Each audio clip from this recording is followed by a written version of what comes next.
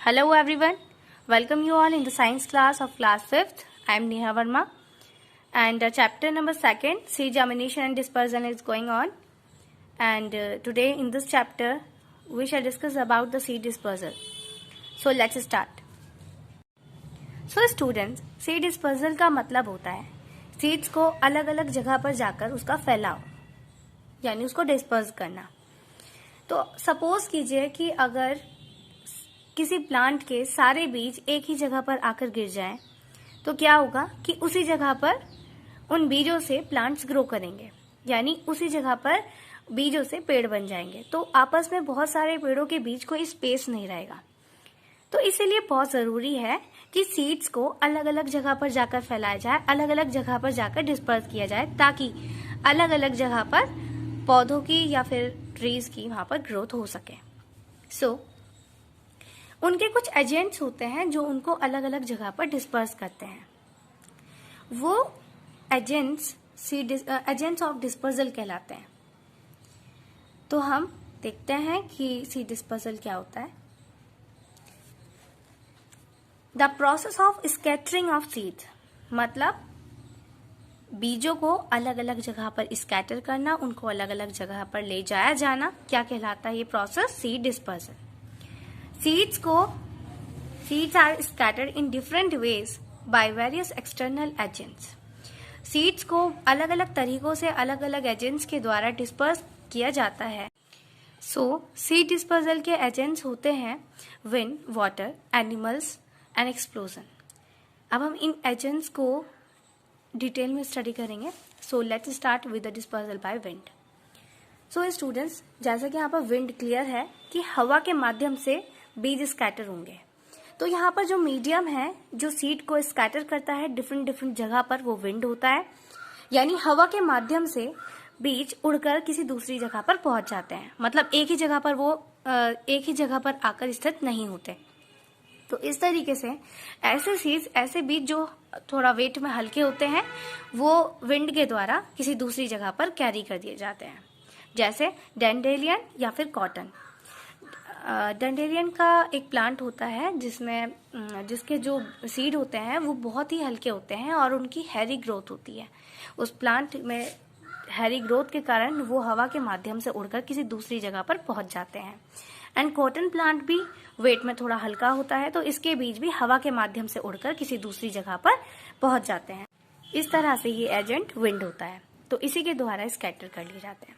Number 2, dispersal by water, यानी water. अब यहाँ पे माध्यम क्या है? वो मीडियम है जो बीज को स्कैटर करता है, वाटर। यहाँ पर पानी के द्वारा बीज एक जगह से दूसरी जगह पर पहुंचाए जाते हैं। तो ऐसे बहुत से बीज जो फ्लोट कर सकते हैं, यानी जो तैर सकते हैं पानी में, तो वो एक जगह से दूसरी जगह पर पहुंचा दिए जाते हैं। तो ऐसे कंडीशन में बहता हुआ पानी उन बीजों को एक जगह से दूसरी जगह पर ले जाता है। जैसे इसका एग्जाम्पल है कोकोनट। हमें पता है कि कोकोनट जो सीड होता है उसमें हैरी ग्रोथ होती है, तो अपनी हैरी ग्रोथ के कारण वो वाटर में इजीली फ्लो कर पाता है, यानी वो वाटर में इजीली फ्लोट कर पाता है, इजीली तैर पाता है। तो उसकी वजह से वो एक जगह से पानी के द्वारा दूसरी जगह पर पहुंचा दिया जाता है। इस कंडीशन में एजेंट होता है वाटर। डिस्पर्सल का नेक्स्ट एजेंट होता है एनिमल। तो स्टूडेंट्स, एनिमल्स भी यहाँ पर इम्पोर्टेंट रोल प्ले करते हैं सीड को स्कैटर करने में, सीड को डिस्पर्स करने में। क्योंकि क्या होता है कि हम लोग ह्यूमन बींग्स और एनिमल्स जो भी जूसी फ्रूट्स होते हैं, जैसे मैंगो हो गया, एप्पल हो गया, तो इनको क्या करते हैं हम, इनका जो फ्लैशी पार्ट होता है वो हम खा लेते हैं, और जो उसके बीज हैं वो हम किसी दूसरी जगह फेंक देते हैं। तो जैसे अगर वो बीज कहीं मिट्टी जैसी जगह पर गिर जाए, तो जहाँ पर उनकी ग्रोथ पॉसिबल है, तो ऐसे वहां पर उनसे नया प्लांट ग्रोथ हो जाती है उसकी, ठीक है। और कुछ ऐसे भी कुछ इस तरह के भी बीज होते हैं जो एनिमल्स के फर यानी उनकी खाल से चिपक जाते हैं।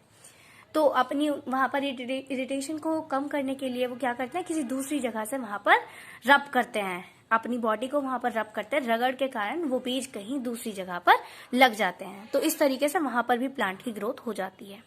तो इस तरह से एनिमल्स भी यहाँ पर इंपॉर्टेंट रोल प्ले करते हैं, और इसका यही एजेंट एनिमल होते हैं। And the last agent is explosion. इसका मतलब है ऐसे एक्सप्लोजन का मतलब होता है फट जाना। तो क्या होता है कि कुछ जो ऐसे फल होते हैं बहुत ज्यादा पकने के बाद वो खुद ही फटने लगते हैं, तो उनके बीज अपने आप ही किसी एक जगह से दूसरी जगह पर चले जाते हैं। जैसे मटर, मटर कभी कभी क्या होता है कि ये जब बहुत ज़्यादा पक जाता है तो अपने आप ही ये फट जाता है और उसमें से बहुत सारे अलग अलग मटर के दाने निकलकर किसी दूसरी जगह पर गिर जाते हैं। तो इस तरीके से वहाँ पर नए प्लांट की ग्रोथ हो जाती है। तो स्टूडेंट्स, यहाँ पर यही डिस्पोजल के एजेंट्स थे जो हेल्प करते हैं प्लांट के सीड्स को किसी नई जगह पर पहुँचाने में और वहाँ पर अलग अलग प्लांट्स को ग्रो करने में। ठीक है, तो ये कुछ एजेंट्स थे। अब हम जैसे यहाँ पर इनका एजेंट और इनके एग्जाम्पल स्टडी करते हैं। Agents of seed dispersal: dispersal by wind, dispersal by water, dispersal by animals and dispersal by explosion. यहाँ पे विंड का एग्जाम्पल है कॉटन, सनफ्लावर। ये हल्के होते हैं तो इसलिए हवा के माध्यम से उड़कर किसी दूसरी जगह चले जाते हैं। Dispersal by water: coconut, lotus. Lotus में भी क्या होता है, स्पंजी होते हैं, उनके बीच काफी स्पेसेस होता है और एयर उसमें चली जाती है, जिसकी वजह से वो हल्के होते हैं और पानी के बहाव के कारण किसी दूसरी जगह चले जाते हैं।